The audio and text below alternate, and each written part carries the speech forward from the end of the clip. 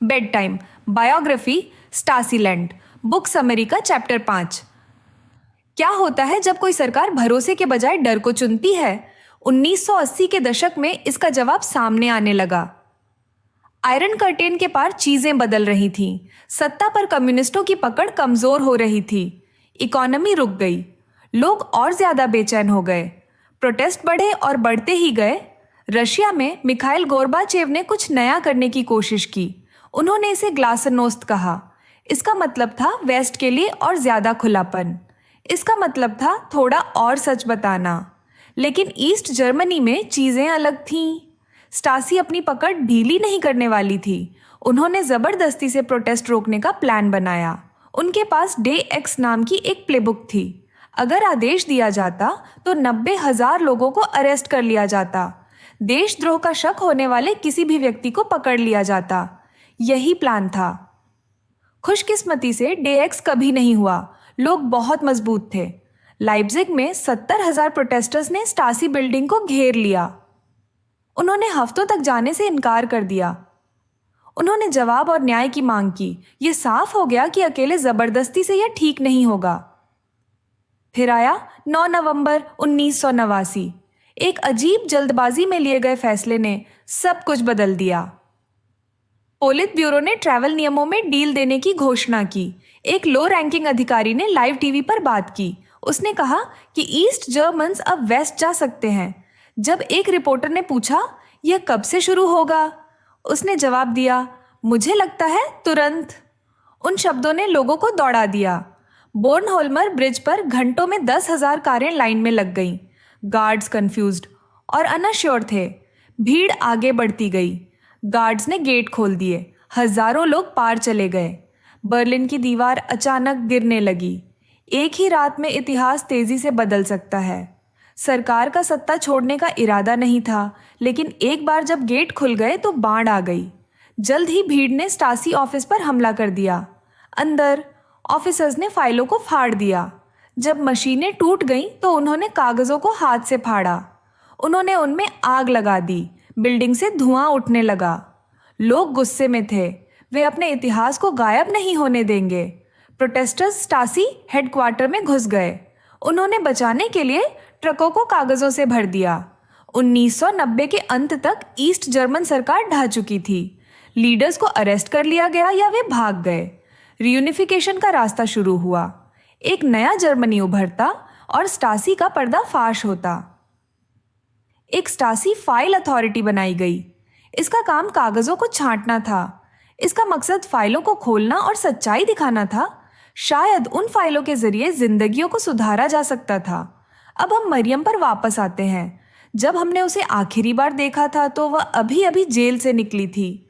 उसने 2 कठोर साल काटे थे। उसके बाद की जिंदगी मुश्किल थी। वह पढ़ नहीं सकी। उसे कोई पक्की नौकरी नहीं मिली। वह समाज के किनारे पर जी रही थी। फिर भी वह एक ऐसे आदमी से मिली जिससे वह प्यार करती थी। उसका नाम चार्ली था। चार्ली पहले भी मुश्किल में पड़ चुका था। एक नौजवान के तौर पर वह एक बार तैरकर एक स्वीडिश फिशिंग बोट तक गया था। यह एक मूर्खतापूर्ण हिम्मत थी। जब वह किनारे पर आया तो पुलिस इंतजार कर रही थी। उस पर भागने की कोशिश करने का शक था। स्टासी तब से उस पर नजर रख रही थी। चार्ली और मरियम ने 1970 के दशक में शादी की। 1980 में उसने वेस्ट जाने के लिए अप्लाई किया। कभी कभी सरकार मुसीबत खड़ी करने वालों को जाने देती थी, लेकिन इस बार नहीं। उसे तुरंत अरेस्ट कर लिया गया। उस पर रिपब्लिक से भागने की कोशिश का आरोप लगाया गया। 2 महीने बाद एक पुलिस वाले ने मरियम का दरवाजा खटखटाया। उसने उसे बताया कि चार्ली मर चुका है। उस आदमी ने कहा कि उसने जेल में खुद को फांसी लगा ली है। मरियम ने यह मानने से इनकार कर दिया। वह अपने पति को जानती थी। वह जानती थी कि वह खुद को नहीं मारेगा। उसने जवाबों के लिए दबाव डाला। जेल के हर विजिट ने और सवाल खड़े किए। कमिश्नर बदल बदल कर कहानियां सुना रहा था। पहले एक चादर, फिर ट्राउजर। डिटेल्स मैच नहीं कर रहे थे। मरियम ने ओपन कास्केट फ्यूनरल की मांग की। सरकारी फ्यूनरल होम ने इनकार कर दिया। उन्होंने कहा कि सिर्फ दाह संस्कार ही संभव है। मरियम पहले भी स्टासी सेल्स में रह चुकी थी। वह समझती थी कि दाह संस्कार का क्या मतलब हो सकता है। वह समझती थी कि सरकार चीजों को कैसे छिपा सकती है। उसे यकीन था कि चार्ली को पूछताछ में मार दिया गया था। उसे लगा कि उन्होंने जानबूझकर उसकी बॉडी को ठिकाने लगा दिया था। सालों तक उसने फाइलों को देखने के लिए कहा, उसे कुछ नहीं मिला। एक टोटलिटेरियन सरकार आमतौर पर हत्या स्वीकार नहीं करती है। मरियम दशकों तक यह शक अपने साथ लिए रही। वह जानती थी कि वह शायद कभी साबित नहीं कर पाएगी कि क्या हुआ था। फिर स्टासी ढह गई। प्रोटेस्टर्स ने हेडक्वार्टर पर धावा बोल दिया। उन्हें फटे हुए कागजों के बोरे और बोरे मिले। फटी हुई फाइलों से भरे करीब 15,000 बोरे बचाए गए। उन्हें नूरेमबर्ग के पास एक बिल्डिंग में ले जाया गया। वहां लोगों की टीमों ने एक बड़ा काम शुरू किया। वे कागजों को वापस जोड़ने की कोशिश करते हैं। काम धीमा और सब्र वाला है। टीमें एक दिन में करीब 400 पेज फिर से जोड़ सकती हैं। उस हिसाब से पूरे काम में 400 साल लग सकते हैं। फिर भी मरियम को उम्मीद की एक किरण महसूस हुई। उन बोरों में कहीं ना कहीं चार्ली के बारे में सच्चाई हो सकती है।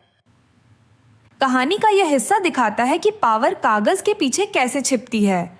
स्टासी ने सीक्रेट्स रखने के लिए कड़ी मेहनत की। वे रात में किसी को खो देने को नॉर्मल बनाना चाहते थे। वे चाहते थे कि लोग एक दूसरे से डरें। वे कोई भरोसा नहीं चाहते थे। वे अंधेरे में रहना चाहते थे। लेकिन लोगों ने विरोध किया। उन्होंने उन अंधेरों में रोशनी डाली। उन्होंने फाइलों को बचाया। उन्होंने सच्चाई पढ़ने के लिए एक जगह बनाई। मरियम को थोड़ी शांति महसूस होने लगी। इसलिए नहीं कि उसके पास सबूत था, बल्कि इसलिए कि खोज शुरू हो गई थी, क्योंकि दूसरों ने अतीत को जलने से इनकार कर दिया था। यह हमें क्या सिखाता है? पहला, कि सिस्टम शांत तरीकों से क्रूर हो सकते हैं। दूसरा, कि सच्चाई अक्सर छोटी छोटी चीज़ों में जिंदा रहती है। एक फटा हुआ खत, एक बोरे में एक फाइल। तीसरा, कि लोग डरे होने पर भी एक्शन ले सकते हैं। अगर आप वह किताब पढ़ते हैं जो मरियम की ज़िंदगी के बारे में बताती है, तो आप और भी बहुत कुछ देखेंगे। आप देखेंगे कि कैसे एक महिला ने नुकसान सहा और जीती रही। आप देखेंगे कि कैसे एक देश ने पीछे मुड़कर देखना सीखा। आप देखेंगे कि कैसे धीमे हाथों का काम एक दिन जवाब ला सकता है। अपने आप से पूछिए, अगर वह सच्चाई जिसे आप चाहते थे टुकड़ों में दफन होती तो आप क्या करते? क्या आप उन लोगों में शामिल होते जो इसे वापस जोड़ने की कोशिश करते हैं? आखिर में मरियम की कहानी नुकसान और उम्मीद के बारे में है। यह फाइलों और आग के बारे में है और उन लोगों के बारे में है जिन्होंने याद रखना चुना।